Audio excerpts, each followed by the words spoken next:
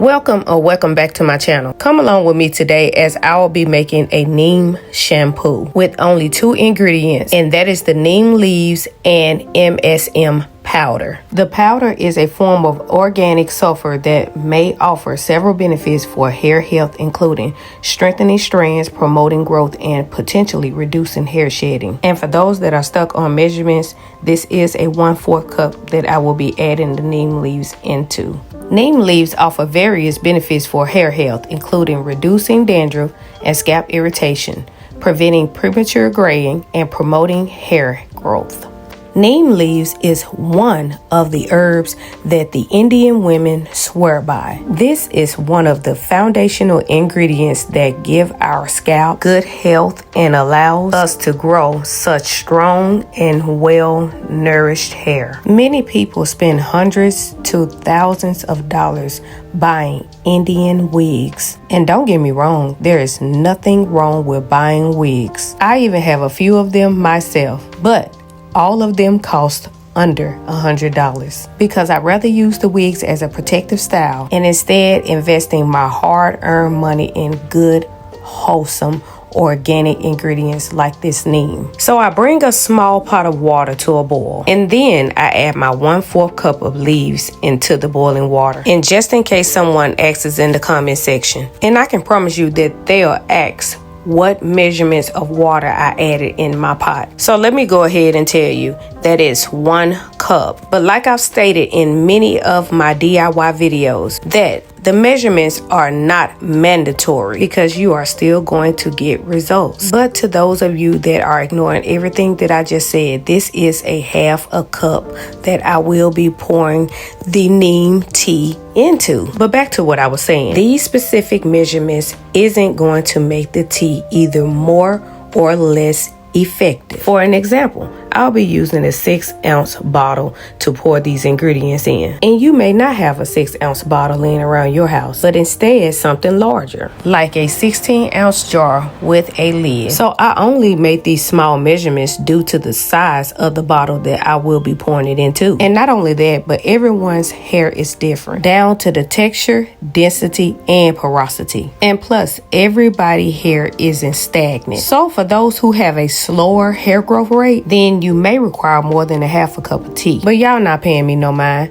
Y'all too busy trying to find out what size spoon I just used. And it is 1 tablespoon of aloe vera juice, in which I am using as a conditioner / moisturizing agent. So anytime I create a hair growth tea video, I never add only the tea. I either add rose water or aloe vera juice, and most of the time I add both. And the measurements of the MSM powder is very simple. I just add 1 scoop. But when it comes down to herbs, some of them are stronger than the other ones, like the rosemary, moringa, and even neem, along with a lot of other ones that takes too long to name. But there's no need of naming the drying ones without naming a couple of the conditioning ones, like fenugreek and hibiscus tea. But even with those 2, I still add either my aloe vera juice or my rose water. Hey, that's just me. I can't help myself. But that is clearly why you should create your own measurements, because you and only you know what your hair likes and what it can't stand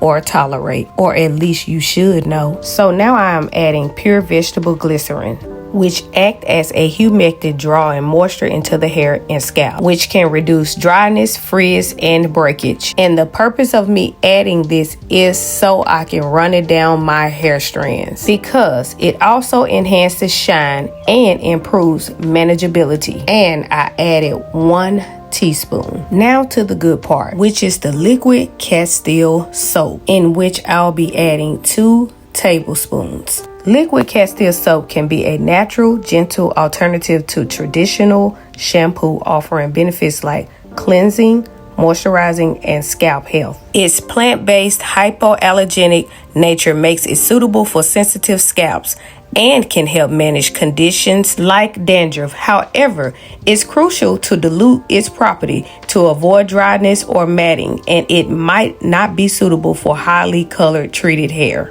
Castile soap lathers easily and effectively cleanses the scalp of excess sebum and product buildup without stripping natural oils. It can leave hair feeling more smoother and more conditioned than the chemical-based shampoos. And yes, I am working my fingers through getting all of the soap out of the tablespoon. And no, you don't see this on other people's DIY videos. And that is what makes mine very unique. I'm gonna make sure that I get it all off camera, so why not do it while I'm recording? But back to more information on the castile soap.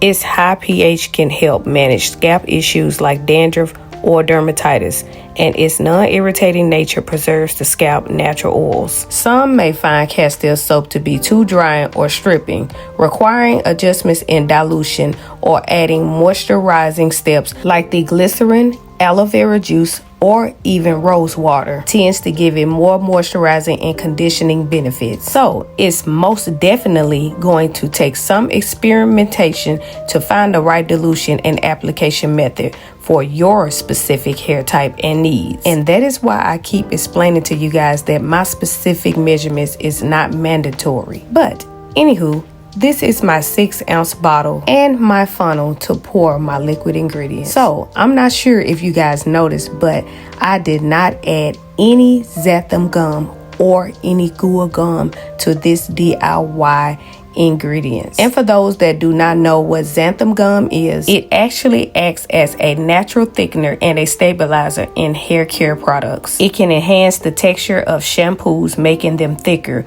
or more stable. It also helps improve the lathering quality of shampoos, providing a smooth, silky feel to hair products. So in other words, it helps make them less watery and more concentrated. And the benefits of the guar gum is that it acts as a natural conditioner, detangler, and protective layer. It also helps to hydrate, reduce frizz, prevents breakage, and improves hair manageability. It also helps prevent product buildup and protects hair from environmental stressors, while acting as an environmental humectant, drawing moisture into the hair and creating a protective film that seals in hydration. The film forming properties help to soothe the hair cuticle, reducing frizz and improves overall texture. By creating a protective barrier around each hair strand, guar gum shields its form environmental stressors and reduces the likelihood of breakage and split ends. It also can be used as a detangling agent, making it easier to brush or comb,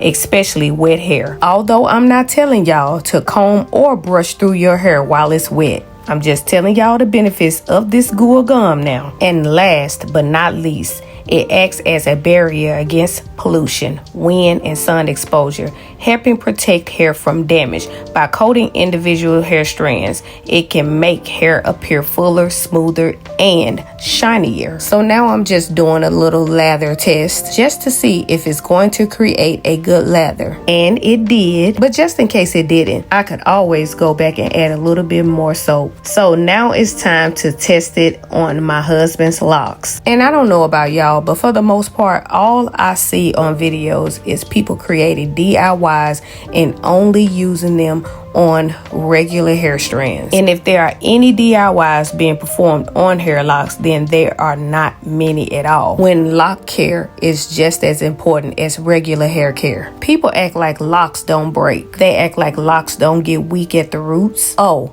and they really act like locks are supposed to be drying, when that is the biggest myth of them all. Locks are supposed to be moisturized and conditioned. Many feel like because locks grow at a little bit of a faster rate, that some people still don't struggle with stunt growth. You can't tell me that I am the only one that has seen someone with a set of locks that was ear length and stayed that length the very next year. Remember that the key is to keep your hair in the anagen phase a little while longer. And for those of you that don't know what the anagen phase is, it is the hair growth phase. And the other phases is the resting and the shedding phase. And as you know, that locks do not have a shedding phase, because all of the shedded hair is budding into the lock and forming it. But the resting phase does exist, and you do not want your hair to stay in that phase no longer than it's supposed to. Remember, the key is to learning your hair, and the only way that you can learn it